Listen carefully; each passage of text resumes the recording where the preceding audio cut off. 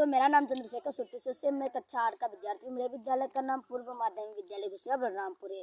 दोस्तों, आज मैं एक ऐसे महान क्रांतिकारी का जीवन परिचय लेकर आया हूँ जिसने हमारे देश को आज़ाद कराने के लिए मात्र 23 वर्ष की उम्र में स्वयं को बलिदान पर चढ़ा दिया। उसने हमारे देश के लिए इंकलाब जिंदाबाद का भी नारा दिया था। दोस्तों, उस महान क्रांतिकारी का नाम है भगत सिंह। दोस्तों, भगत सिंह का एक लेख है, कलम भी वाकिफ है मेरे जज्बातों से, कि कलम भी वाकिफ है मेरे जज्बातों से, अगर मैं इसके भी लिखना चाहूँ तो इंकलाब लिख जाता हूँ। दोस्तों, वो इतने दीवाने थे मेरे देश के लिए कि अगर वो इसके भी लिखना चाहते तो इंकलाब लिख जाते थे। दोस्तों, उनका जन्म लालपुर के बंगा गांव में 27 सितंबर 1907 को एक फारसी घर में हुआ था। दोस्तों, उनके पिता का नाम किशन सिंह और चाचा का नाम अजीत सिंह था। ये दोनों एक जेल में बंद थे क्योंकि वो दोनों देश के जो संघर्ष कर रहे थे अंग्रेजों के खिलाफ, इसीलिए उन दोनों को जेल में था। जब उनका जन्म हुआ था तो उन दोनों को रिहा कर दिया गया था। इसके लिए उन्हें और खुशी हो गई थी। भगत सिंह बाकी फारसी बच्चों की तरह वो ब्रिटिश गवर्नमेंट स्कूल में पढ़ने नहीं जाया करते थे, क्योंकि वो हमेशा यही सोच रखे थे कि वो कभी भी ब्रिटिश गवर्नमेंट की शिक्षा नहीं लेंगे। उसके बाद उन्होंने एक वैदिक कॉलेज में उन्होंने पढ़ाई की और पढ़ाई करने के बाद जब 1919 में जलियांवाला बाग हत्याकांड हुआ था तो वो मात्र 12 वर्ष के थे और वो बहुत दर्दनाक चीज देखे थे, जिसमें वो बहुत सारे जो नाइंसाफी लोग थे जो जिसकी किसी की गलतियां नहीं थी, वहाँ उस जलियांवाला बाग हत्याकांड में हजारों बेगुनाहों को जान से मार दिया गया था। ये सब देखकर उन्होंने शपथ ले लिया था कि मैं ब्रिटिश गवर्नमेंट का इस चीज़ का बदला लेकर रहूँगा, और इसके लिए उन्होंने 14 वर्ष की उम्र में ही संघर्ष करना शुरू कर दिया था। जो भगत सिंह थे, ये महात्मा गांधी के जो अहिंसा थे, उनका अहिंसावादी का वो बचपन से ही संघर्ष कर रहे थे, क्योंकि चोरी चोरा कांड में इसमें जो बेगुनाह लोग मारे गए थे उसका भी मरने का कारण ही गांधी जी का अहिंसा होने का ही कारण था।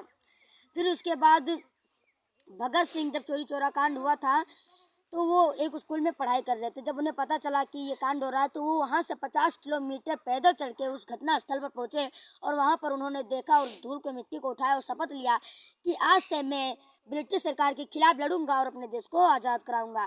फिर उसके बाद वो युवाओं को इकट्ठा करने लगे और युवाओं को इकट्ठा करके एक संगठन बनाने लगे कि सब लोग ईंट का जवाब पत्थर से देंगे। इस संगठन में जो ये नारा था उसमें बहुत से युवाएं जुड़ने लगे धीरे धीरे। ये सब देखते हुए जो अंग्रेज थे उन्होंने एकदम बौखला उठे और वो भगत सिंह को झूठा इल्जाम लगाया कि 1926 में हुए लाहौर कांड में भी लाहौर धमाके में भगत सिंह शामिल थे। ये इल्जाम लगाकर उन्हें 1927 में गिरफ्तार कर लिया, अपनी हिरासत में ले लिए और उन्हें जेल में बंद कर दिए। हालांकि 5 हफ्ते बाद भगत सिंह को उन्होंने रिहा कर दिया। फिर उसके बाद उन्होंने जो अंग्रेज थे वो एक जो जनता थी उसके खिलाफ एक बिल पारित करना चाहते थे, परंतु जो भगत सिंह थे और चंद्रशेखर आजाद थे उनको ये बिल बिल्कुल भी पारित होना नहीं देना चाहते थे। उनको ये बिल के मंजूर नहीं थे, क्योंकि पहले से इनका जीवन बर्बाद था। आम लोगों का ये बिल पारित हो जाता तो और बर्बाद हो जाता, इसलिए उन लोगों को मंजूर नहीं था। इसी बिल पारित होने को रोकने के लिए जो भगत सिंह के साथी थे बटुकेश्वर दत्त, इन्होंने दिल्ली के असेंबली में 8 अप्रैल 1929 को बम फेंक दिया। बम फेंकने का कारण उन लोगों को माना नहीं था, बल्कि बिल पारित होने से रोकना था, उन्हें डराना था इस धमाके से। फिर उसके बम के धमाके के बाद भगत सिंह, राजगुरु और सुखदेव ये तीनों अपने आप सरेंडर कर दिए उनके सामने। फिर उसके बाद ताकि उन्होंने पूरे देश को पता चले कि ये लोग देशभक्ति के लिए जागरूक हों। फिर उसके बाद 23 मार्च 1931 को शाम 9 बजे भगत सिंह को पूरी साथी को फांसी देने की सजा सुनाई गई। उससे पहले उनको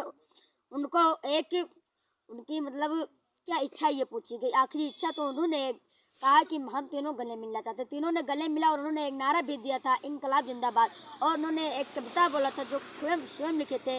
बोले थे, लिख रहा हूँ मैं आगाज जिसका कल अंजाम आएगा, कि लिख रहा हूँ मैं आगाज जिसका कल अंजाम आएगा, मेरे लहू का हर एक कतरा इंकलाब लाएगा। ये नारा बोलते ही वो तीनों फांसी पर चढ़ गए। दोस्तों, ऐसे महान क्रांतिकारी हमारे देश में बहुत कम पैदा होते हैं जो हमारे देश को आज़ाद कराने के लिए स्वयं का बलिदान दे देते हैं। धन्यवाद।